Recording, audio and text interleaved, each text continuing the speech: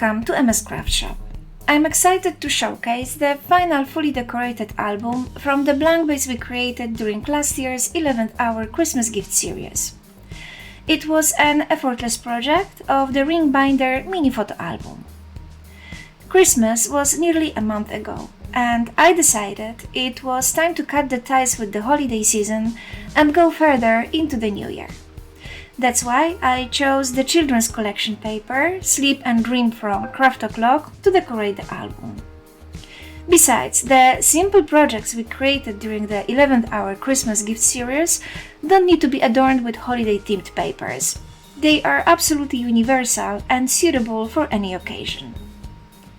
If you follow my channel and keep up to date with the videos I post, you may recall that this album contains 6 pages separated by vellum translucent tracing paper.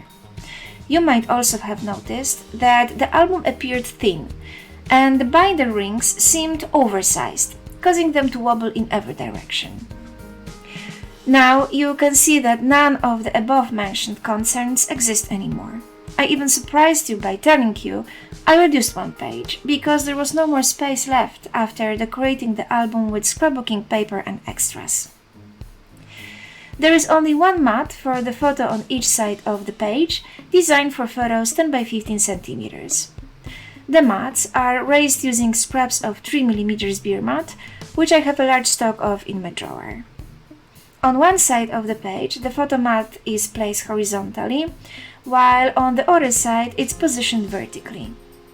Extras from the same collection, elevated with 3D foam tape, provide additional decoration, creating layered compositions. As you can see, the vellum translucent tracing paper perfectly protects the decorations from damage, as there is minimal space between the pages.